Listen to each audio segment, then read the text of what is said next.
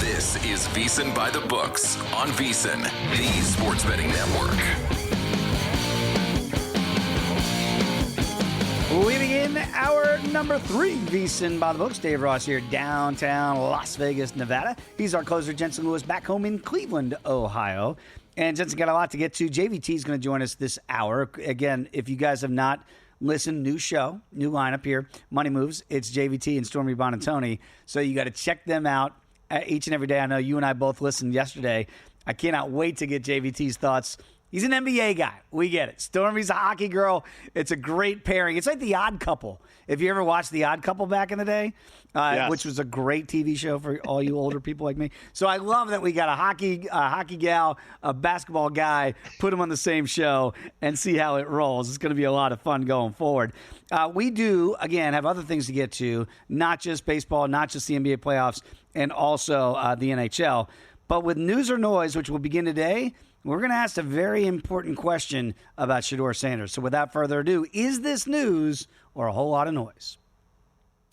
Is it news? Corleone is a man who insists on hearing bad news immediately. Or just noise? Are you going to act like this is news? Just noise. This is noise. Let's separate the impactful from the insignificant with one simple question. News or noise? Jensen again, for people just listening here, Sirius Channel 158, thanks for listening. As I walked in today, first question asked of me as I walk in a circle, hey, what'd you think of Shedeur going in the 5th round? I was like, whoa, wow, this is on everybody's mind here. They know you work in sports, and this is a conversation. There is a report now that in the CFL north of the border that the Toronto Argonauts have added Shedeur Sanders to the negotiation list. So God forbid it doesn't work out in Cleveland. Could it work out in Canada? Is this news or just noise? It's kind of funny noise that everyone has jumped in. I still think the best one is KFC. If you haven't seen it, please go to KFC's social media accounts and see that they, as well with the Colonel Sanders from KFC, have had some fun with Shedeur. All right, as far as the monetization goes here, 19-1 to win Offensive Rookie of the Year for Shedeur. 150-1. Remember, we workshopped yesterday that if you believe Travis Hunter can, play both ways and be effective both ways, 200-1 for MVP is great pizza money to be able to get down on that. So again, as I kind of hear things on the ground here in Cleveland, I would be shocked if it's not Joe Flacco, barring injury or anything. Kevin Stefanski knows that he not only has the respect of that room, but also of that team, and everyone rallied to him and performed well with him. So again, I do think this is hysterical that everyone is trying to capitalize. The 3rd highest jersey sales from rookies out of the draft. So, I mean, it's a money-making enterprise if you can have him in your space. So I think that's kind of where the Argonauts are at this point for the CFL. Here's what we'll say about that, what that means for people not familiar with CFL. All it means is if Johnny, because I was going to get to Johnny Manziel, if Shedeur decided that he wanted to play north of the border in the Canadian Football League, that Toronto has his negotiating rights, so nobody else could do it. He would have to become an Argonaut. And again, if you go back, I'm surprised Johnny Manziel didn't end up in the CFL. Doug Flutie, that's the one that always sticks out to me, that Doug Flutie was very successful in the CFL. And whatever you think of Doug Flutie, he was very successful as a quarterback in the NFL as well. So I don't want to say that it's, the last chance hotel for Shedeur Sanders if he can't cut it in the NFL. But sometimes you can go there. If you can't play here, play there, and then come back. It's not inconceivable. I don't know that his ego, though, or his dad's ego, would allow him to go play there, right? It does feel like Shedeur is going to be NFL or bust, doesn't it? Oh, well, again, when you kind of see where the prevailing weeks end up, not only getting into eventual training camp in Berea, but you look at where the opportunities were to take him earlier on, and the Browns passed on it. And I think Andrew Berry and that group did a great job of keeping the Dylan Gabriel courtship, if you will, totally under a lot of wraps there. I mean, that did not get out, period. So for a value standpoint, for an evaluation standpoint, you take a flyer in a 5th round there. And at the same time, I think you and I said it yesterday. You're picking between Flacco and Pickett as far as a veteran guy. I don't see how it's not Joe Flacco here to start the season. By the way, those numbers have moved a little bit for the market of who's going to take the first snap for the Cleveland Browns behind center to begin the regular season. Flacco has moved all the way up to plus 250. Kenny Pickett still is the favorite to be the guy to take snap one. Shedeur, though, has moved just behind Flacco. Flacco's plus 250. Shedeur is plus $3 to get that first. I just don't see a scenario, barring injury, where Pickett and or Flacco is not the guy. But again, the other tentacle there that we touched upon yesterday, and this is going to be an ongoing storyline here, you can carry 4 quarterbacks. There's no rule against it. It doesn't seem practical in 2025 football, which would mean you might be looking to trade one of these guys, whether it's a Pickett or a Flacco. Is there a market out there for those guys? I don't know. That's going to be really curious to me, Jensen. And when you get to those snaps and you get to the camps, how many snaps is Shedeur getting? How many? You know that Stefanski wants Flacco and or Pickett. That's why they signed those guys in the offseason to be the guys running that offense in week 1. It's going to be a wild summer in Cleveland there to figure out what's going to happen. So we mentioned passing on Shedeur all the way to the 5th round. Our own Jeff Schwartz, and Jeff's been doing a great job hopping in with me on the GM Shuffle here for the last month or so. I asked him yesterday, Jensen, and I'm sure you can relate what draft day is all about for pro athletes. And Jeff thought he was going to be kind of middle of the pack lineman in there. I want you to take a listen to Jeff's draft day experience. It might have mirrored a little bit of what Shedeur went through. I went outside to play basketball. I just tried to distract myself. And I kept getting these calls from scouts and O-line coaches. And then so I went back inside for the 7th round. And I got a call from the Panthers. And at that time, Brandon Beane, who's a Bills general manager, was in charge of calling the prospects later in the draft. I think he was he was lower in the front office totem pole. And he called me and he said to me, this is verbatim what happened. He said, "Hey, are you excited to be drafted?" And so I said, at this point, I don't even care, because I've been told by so many people that I was next up. I was next up. You're next. All right. So at that point, I thought it was another one of those calls. Are you excited to be drafted? So I said, at this point, I don't even care. And then they said, well, we've been drafted by the Carolina Panthers. So obviously, I got excited. It was great once that happened. How about Jeff telling Brandon Beane, who is now the GM, of course, of the Buffalo Bills, "Hey, excited to be a Carolina?" I don't even care, dude. It brings me, and again, it's not a draft day thing, but it reminds me of Major League. Yeah. When Lou Brown gets to come, I don't know. I got a guy on the other line about some white walls. I'll talk to you later. Yes. That's exactly what I thought of when I heard that. Yeah, and I wonder if Shedeur went through a little bit of that. I know he's going to put out there for social media because it's a different era from when Jeff was getting drafted, right? You got to put on the happy face and, all the slogans that Shedeur has when he gets drafted and all those things. But I got to imagine for certain players, it must have been exhausting. You're waiting, and you do get told different things. Right? We talk about the smoke season all the time. And for a guy like Jeff, these guys are all calling him, "You're next, you're next, you're next." And then it doesn't happen, and then you go all the way to the 7th round. At least Shedeur gets in the 5th round. You think there was any part of that? We talked about the prank calls yesterday. It's not cool, people. Don't do that. I don't know why this is becoming a thing with people pranking prospects in the NFL. And apparently we all heard about it because it was Shedeur, of course. But, apparently this has been happening to a lot of players. And even go back to Cooper DeJean last year with the Eagles. I didn't even know about this stuff, Jensen, how people are getting these numbers. But, when you hear that, do you wonder, the kids are like, "Yeah, man, just draft me. I'm so over all the other stuff. I just want to play football." At some point, it's got to be almost relief instead of being, you're obviously happy, but I think maybe the other feeling is just relief that it's finally over. I think more importantly, you just want the opportunity. From personal standpoint, I thought I was going to be a Boston Red Sox. In 2005, they had 6 picks in the first couple of rounds and the compensation rounds as well. I had a lot of communication with them, and even did a private workout in high school. So there was history there. And so when my name didn't get called after the 2nd round, I too just kind of walked out of my house. I'm just kind of over this. Wow. And of all teams, my childhood dream team, the Cleveland Indians, call me 2 picks before they're going to take me and say, "Hey, you excited to come home? You're going to be an Indian." And you talk about the range of emotion from I'm getting ready after playing 2 summers in the Cape Cod League, in Massachusetts, to be a Boston Red Sox. That's where all the tea leaves were leading me. Oh, that's not happening. Oh, how about you go play for your childhood dream team? How's that sound? Let's go. Sign me up. So the euphoria of it was incredible. But you want to know where you're going. Like, you want to start the process and get ready to move on and become a professional.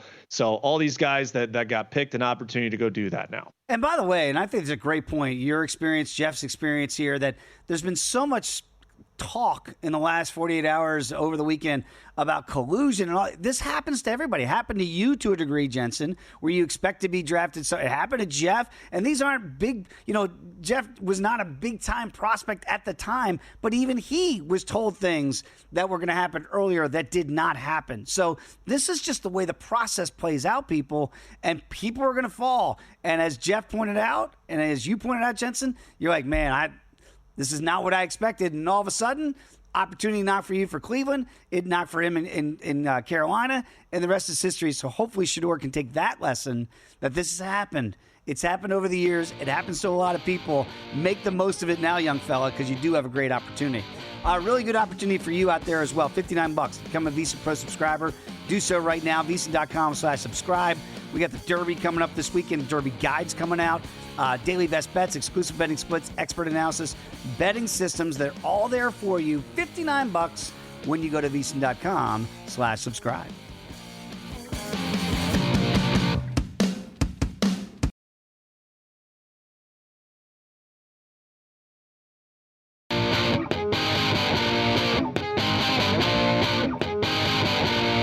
You're tuned in to VSiN By The Books, right here on VSiN. We are back. VSiN By The Books. Dave Ross, Jensen Lewis here. Next segment, JBT is going to join us, new co-host of Money Moves with Stormy, Vaughn, and Tony. It'll be a lot of fun to catch up with JBT as we do on Tuesdays. And also, Danny, who does a great job helping produce this show as well. Johnny Manziel did play north of the border. You almost forget that part of history. So Johnny Manziel did play in the Canadian Football League, but after a year, he got banned because he didn't do his duties of like showing up for media events and all those things. So we're talking about in context of Shedeur Sanders, now that we know that Toronto actually has his negotiating rights if he were to play in the CFL. But Jensen, how do you screw that up? Like, it's a different time, right? Johnny Manziel a decade ago must be laughing at the reason why he got suspended for a couple games for signing autographs compared to NIL a decade later. I mean, it is bizarre in a short amount of time where sports has gone from where they were and what would get you penalized and to what they do now. Welcome to NIL, man. It goes back, at least here in Ohio, with the whole Jim Tressel thing in the tattoos and everything. Like, right? It's crazy the world we live in now. No question about it. Very, very different. So, Johnny, you were just born a decade too soon. Let's get to what we're going to have this weekend with the CJ Cup. The Byron Nelson odds are out. We're going to have Wes Reynolds join us again on tomorrow on our Wednesdays with Wes. So we'll break this down in further detail. And, of course, check out Long Shots if you haven't with Matt Brown, Kelly Bidwin, and Wes. They do an amazing job each and every week to get you the best of the numbers. I look at the board and I cringe when I see it. Okay, yeah, Scotty Scheffler should be the betting favorite. Plus 280? All right, well then there's got to be somebody at 7-1. There's got to be somebody at 9-1. Well, give me a 12-1. No. You go all the way from Scotty Scheffler at plus 280 to Jordan Spieth at 18-1, then Sungjae Im at 22-1, Benny On's 25-1, Sam Burns, you get the longer shots, 30-1 with Siwoo Kim, Taylor Pendrith north of the border at 30-1 as well. I guess what that tells you is this is a weak field on the PGA Tour this week. No disrespect to those guys I just mentioned. But when you have a chasm between Scotty Scheffler at plus 280 and then Jordan Spieth at 18-1, Jensen, the betting odds are telling us Scotty Scheffler is going to finally win on the PGA Tour in 2025. Okay, so remember how we workshopped, the NBA parlay, just the money line parlays, right? If you wanted to add Scotty Scheffler to that three-way, right, where we had the Pacers, the Celtics, and the Knicks money line, it only gets you to about plus 719, plus 720. So just to give you an idea of where he's at there.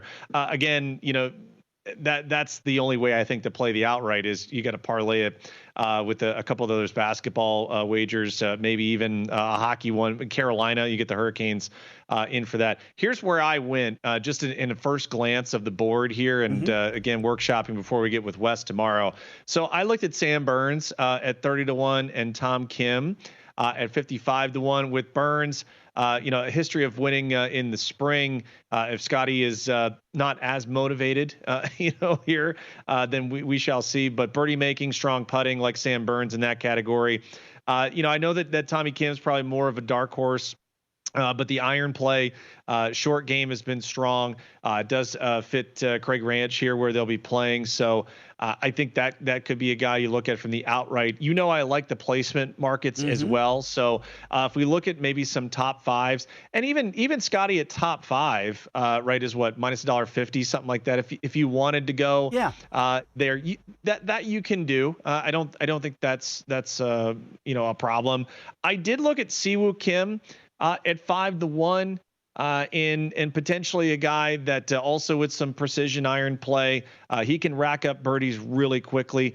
Jake Knapp was also a guy at 9-1 that I looked at, maybe a bigger dark horse to jump into the top five. He's very aggressive. If it is a low scoring week and his putter cooperates there, that could certainly be someone to jump up there and surprise at almost 10-1. Jake Knapp right now 55-1 in the outrights to win it, but I like where you're going with Jake Knapp, and I'll give you the core way to play it to where my head is here on a Tuesday.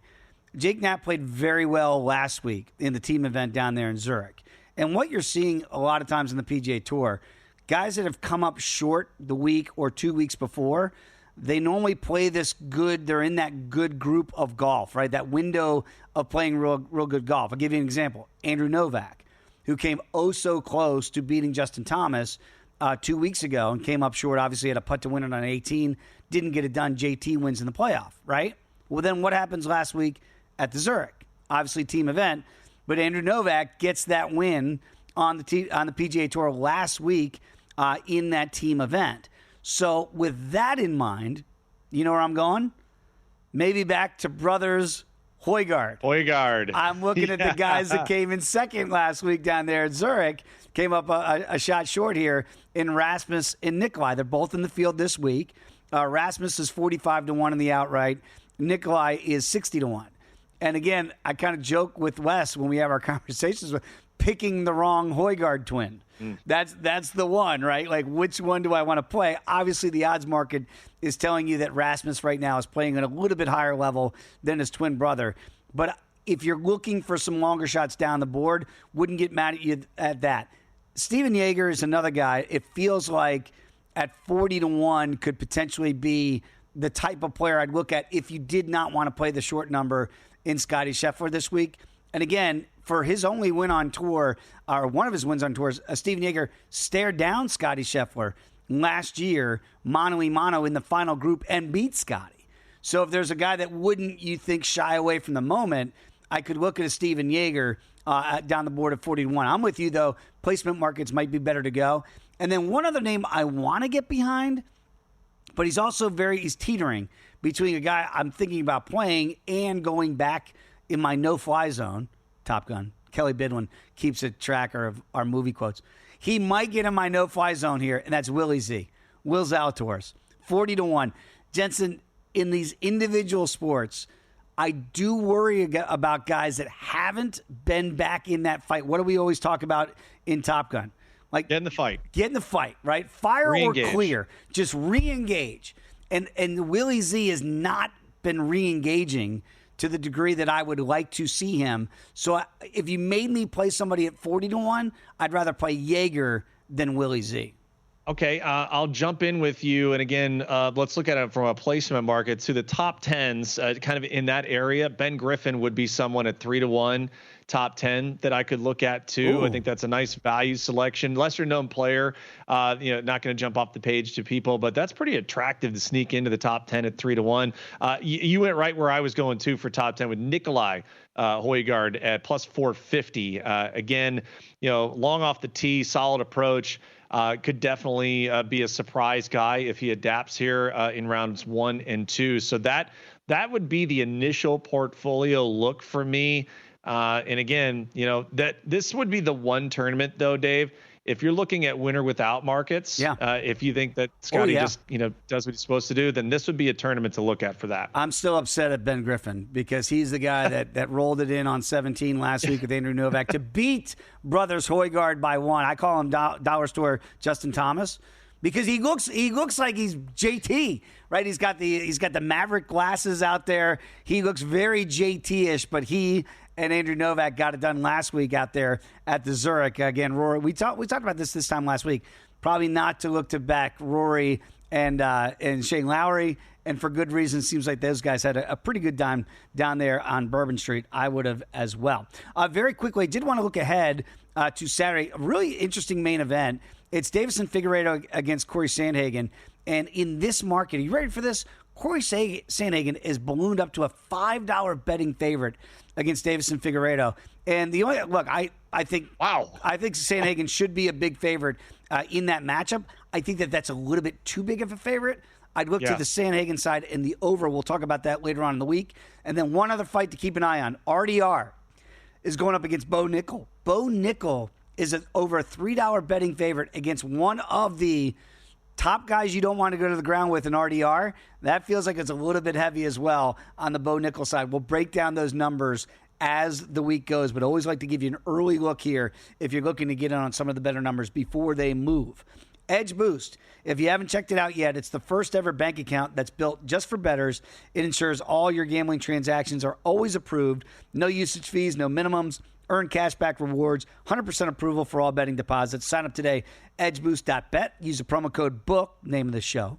Deposit $25, and EdgeBoost is going to match that deposit. That's edgeboost.bet. Jensen, I'm still a little bit bitter over Carlos Prates not finishing Ian Machado Gary at our 2-1 ticket on the KO prop. What was he doing in the 5th round? Finish him. I got to get over it. It's taken me all weekend, Jensen, and I'm still not over it. But props to Ian Machado Gary. You did survive that 5th round and win via decision.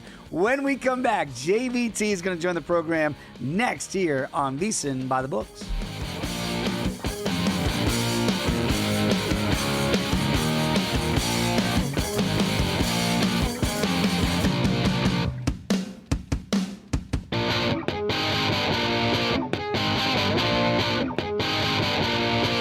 Tuned in to VSiN By The Books, right here on VSiN. We continue VSiN By The Books. Dave Ross, Jensen Lewis here on a Tuesday. We always love catching up with JVT. You can give him a follow on X at MeJVT. Joins us now on the Progressive Guest Line, but we're burying the lead here, Jensen.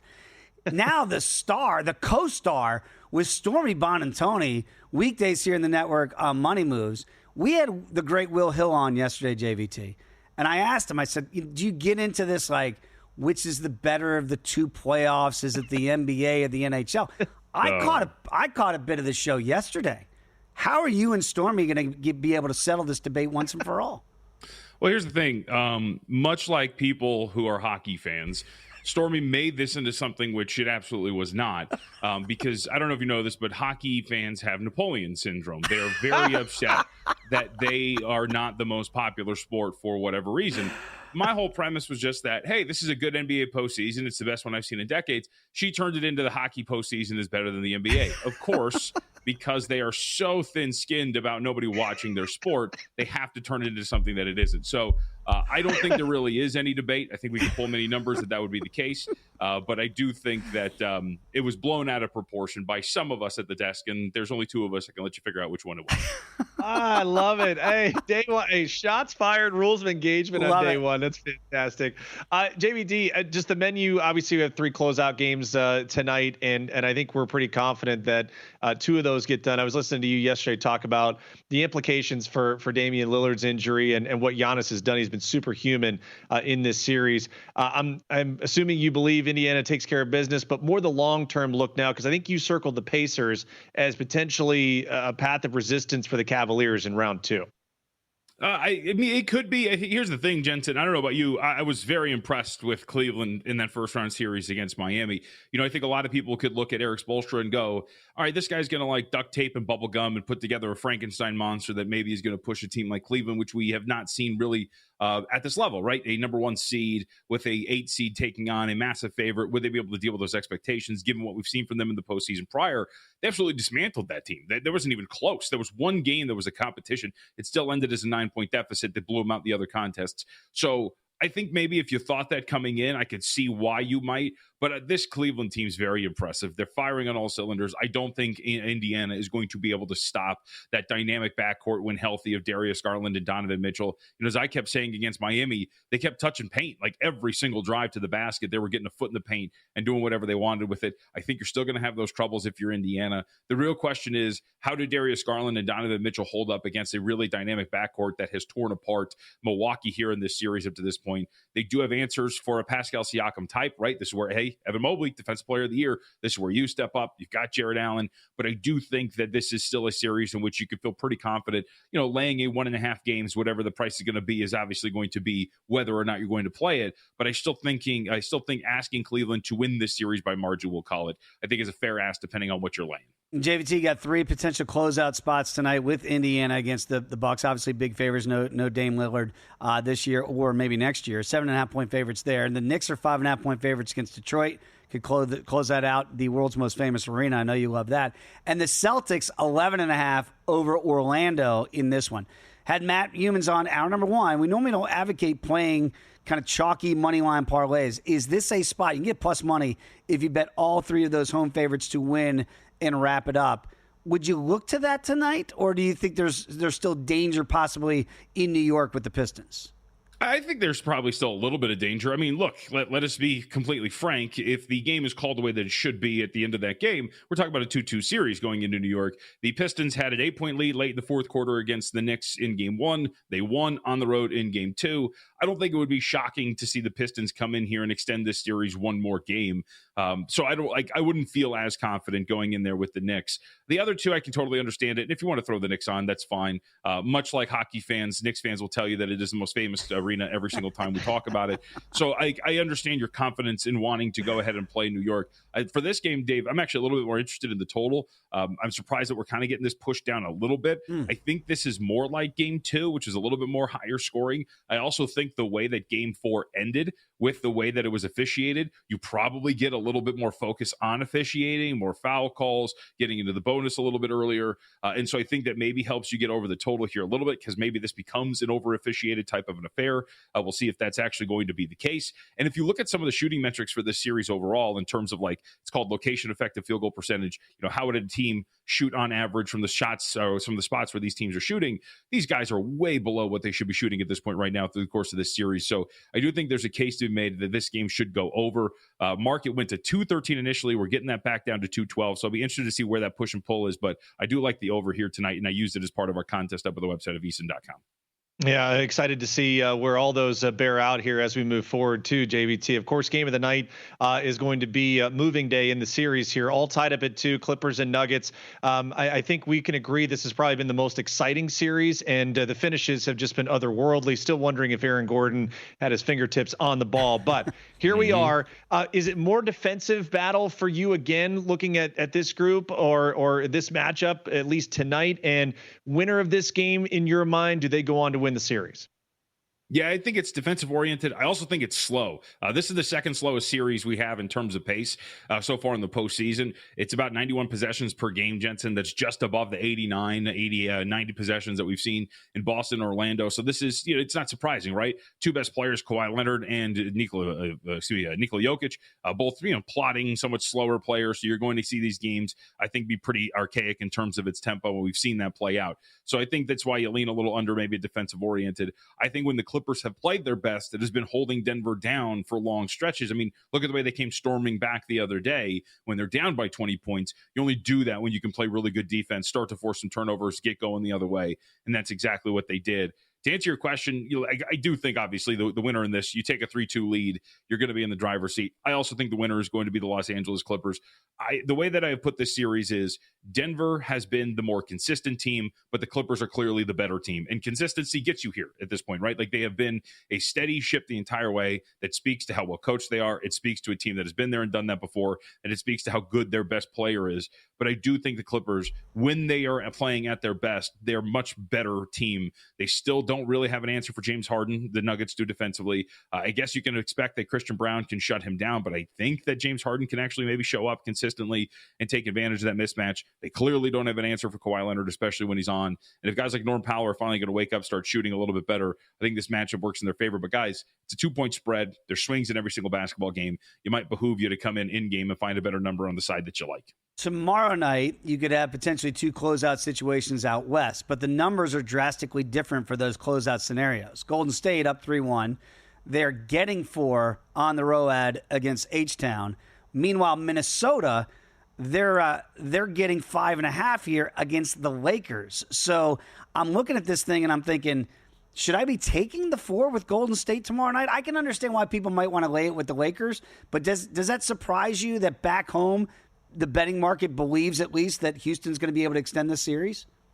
I don't think so. Remember, we closed 4 in game 2, right? And that was mostly because of the scenario. And I would draw a line through game 2 because remember, Jimmy Butler gets hurt in that game.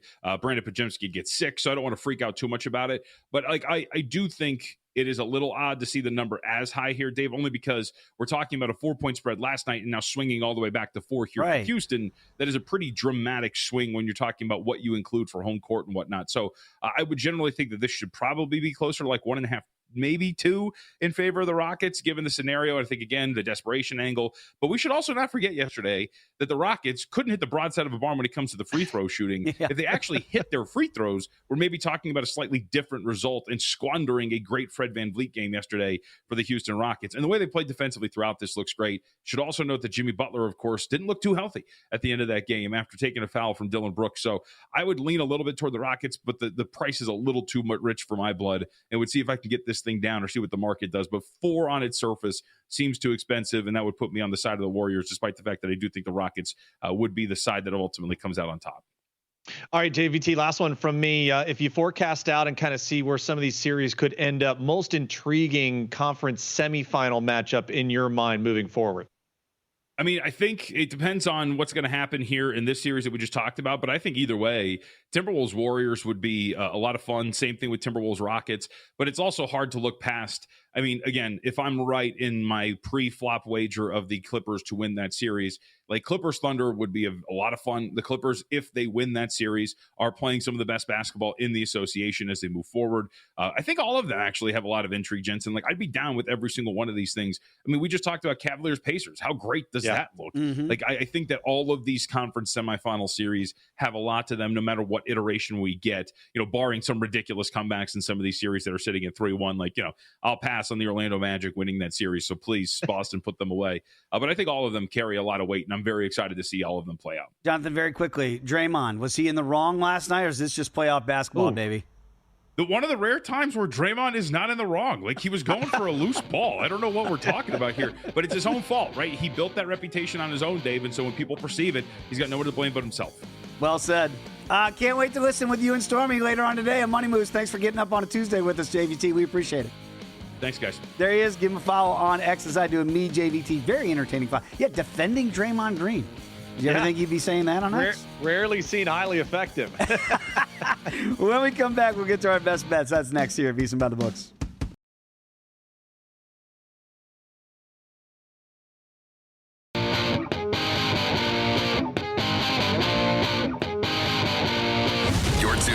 VSiN By The Books, right here on VSiN. We are back, VSiN By The Books. Dave Ross, Jensen Lewis. A lot of fun having JVT in the last segment. Again, check out he and Stormy Bonantoni on Money Moves later on today, day 2 of their new show and their new pairing together. Kelly Bidwin, the rumors are true, people. He is back. He's back. He is back.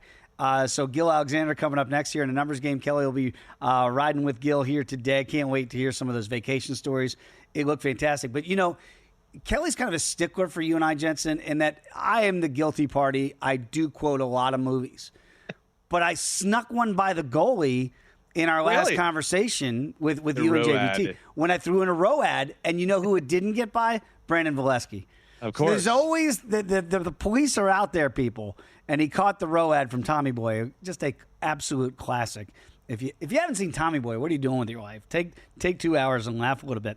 Let's get to our best bets. They are brought to us by G-Bank, the official bank of VSiN. And we talked about it today in the Torpedo Bat Tuesday and the Daily Diamond as well. Some leans and some plays that you already have in pocket today. But one of those was with Zach Wheeler on the bump here for the Phillies against the Nats. This is one of those plays, Jensen, you just don't overthink it. You look at Zach Wheeler and you say, the man's he's gonna shove. That's what he normally does. I think so. 10 or more strikeouts in both home starts thus far. He is a wrecking ball when it comes to opposing offenses when he takes the bump there at Citizens Bank Park. Nationals coming off just getting decimated by the Mets 19-5 yesterday.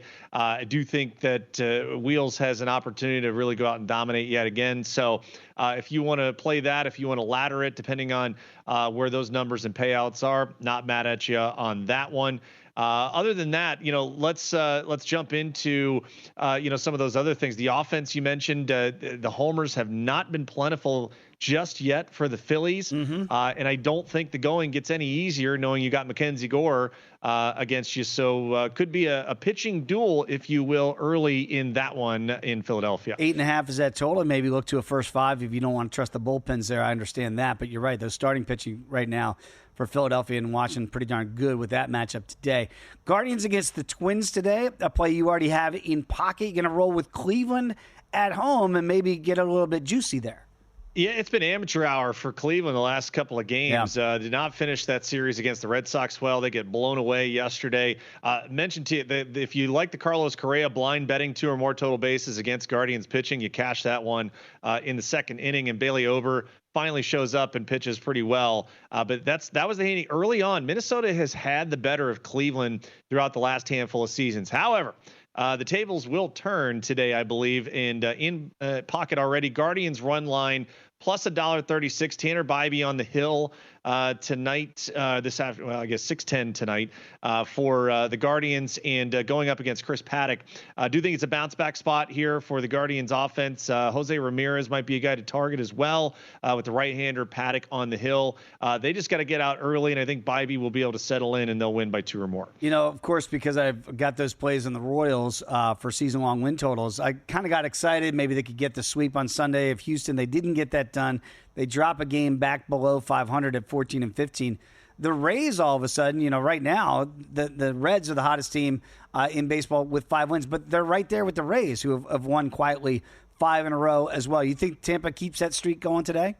I do like them coming back home to George Steinbrenner Field. Run line for the Rays plus $1.30 in pocket for me. You can see plus $1.32 there at Circa. This is Taj Bradley against Michael Lorenzen. By the way, you looking for Wheeler K props? So yeah. Taj Bradley could be a sneaky strikeout laddering opportunity against the Royals. Royals offense has struggled mightily to get any sense of consistency. Now their left-handed bats may be a target there, as I mentioned to people. When you get the home games for the Rays, left-handed bats are the ones to look at if you're looking for player props. But do think the Rays get back on the right side here with a multiple run victory against Kansas City. For the NBA tonight, I will be doing it after workshopping it here throughout the show and with Matt Humans in hour number 1. I am going to play those favorites tonight. I'm going to play the Pacers here, and again, it's a big number on the money line, minus $1.40. So I'm going to throw that in with the Knicks at minus 225, and I'll throw it in with the Celtics at minus 650. That gets you to plus $1.15. Again, we don't normally advocate giving out parlays. I do think, as Matt Humans mentioned in hour 1, you can make exceptions to that rule. The only one, obviously, that I think might get a little sweaty could be potentially Detroit as JVT laid out in the last segment here. But Jensen, to me, I do think we're going to get 3 closeouts. And again, I think the Knicks know the importance of not extending this series the way they play their starters. You can get this thing done in 5. And these games have been really tight with Detroit. That's going to behoove them to save those legs in the next round, where it's going to get a lot tougher in round number 2 for the Knicks. So I'm going to play those 3 favorites in the Eastern Conference: Pacers, Knicks, Celtics, to close them out at plus $1.15. You've got another play that you have tonight here.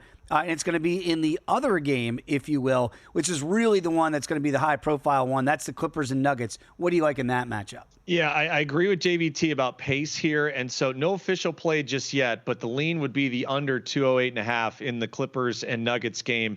I feel emboldened, though, by JVT's explanation there and kind of how this series has transpired.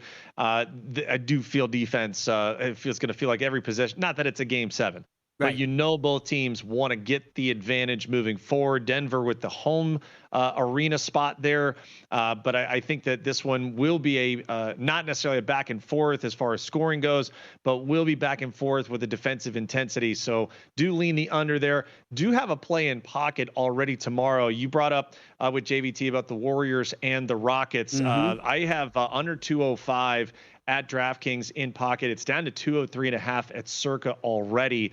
And so looking at a potential closeout scenario for the Warriors too, getting Jimmy Buckets back last night. The half court, we've chronicled it pretty much the entire series here, Dave. The half court offense for Houston has just been utterly such a headache to watch. And if you don't hit your free throws, you're not staying with Steph and the boys. So already have the under 205 for tomorrow night's matchup between those two teams. We got 4 games the night on ice in the Stanley Cup playoffs. In the last one on the docket, I'll try to stay awake because they've been unbelievable. What's happening here with the Kings in the Oilers series. Remember, this was 2-0 LA, and then just bizarre fashion here for the Oilers to come back from 3-1 and win that one 4-3 in overtime to knot this thing up at 2. Remember, they trailed in the third periods of both games 3 and 4, and yet came back to win those games here. Edmonton's got to feel pretty good, but maybe you think this could be a spot tonight where the Kings get back to what we saw more in games 1 and 2?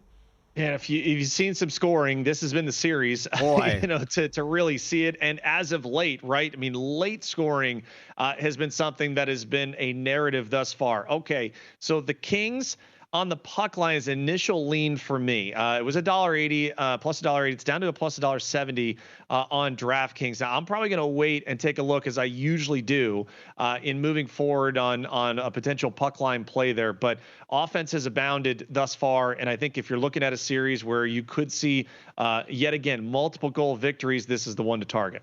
By the way, I can't wait. If VSiN Pro subscribers, you're going to have access to everything Jonathan Davis has here for the network. I'll just tell you this. JD has been spot on with most of his handicaps, this series in particular. And he's been playing these overs, and they have not disappointed yet. And again, sitting at 6.5 right now. I'll be curious to see if JD's going back to the well there. But if you're taking an under, I would suggest not watching because it is just frenetic the way these teams go up and down the ice. That's certainly for Edmonton. That is for certain with their offense. G-Bank is up in the ante here, up to a $750 bonus for new G-Bank Visa Signature Card customers. New customers who spend $1,000 on eligible purchases within 90 days of opening up their account, they're going to get a $250 bonus. In addition, if you spend $50,000 on gaming and sports app loads within the first 30 days of opening up that account, you're going to get another $500 bonus. That's potentially $750 right then and there. Apply now. VSiN.com/GBank. That's VSIN.com/GBank. Subject to credit approval. Terms and conditions do apply. Jensen, when we look bigger picture, as we've talked about here with Matt and JVT in the program today, and again, with your Cavaliers absolutely wiping out in the last 2 games against Miami, you've got a really good ticket there on Cleveland to come out of this and win the Eastern Conference. Will you look to potentially find, I don't want to, if it's a hedge, if it's a middle opportunity, how will you work with that Cavaliers ticket? Yeah, so that ticket for people just tuning in, Cavs Thunder exacta in the finals at 35-1. So probably we'll wait until the conference finals and see what those potential price payouts will be for maybe a hedge there. But again, looking at it from the date that I put it in December, it's going to be fun to watch. So again, take care of business, do what you got to do. Know the Cavs are going to enjoy some early rest here before the second round gets underway. It wouldn't hurt. I'm sure it wouldn't hurt you if the Magic somehow extended that series tonight against Boston as 11.5-point underdogs in Beantown to get that done. Jensen, appreciate the conversation as always, my friend. We'll do it again tomorrow. You bet, bud. There he is, Jensen Lewis. Everybody, don't go anywhere because, yes, Gil Alexander's here with Kelly Bidlin. He looks tan, Jensen. I think he got some sun out there and some fun. A numbers game's up next. And then money moves coming up, JVT and Stormy. And don't forget about prop points 2 to 3 o'clock p.m. Eastern right here on VSiN, the Sports Betting Network.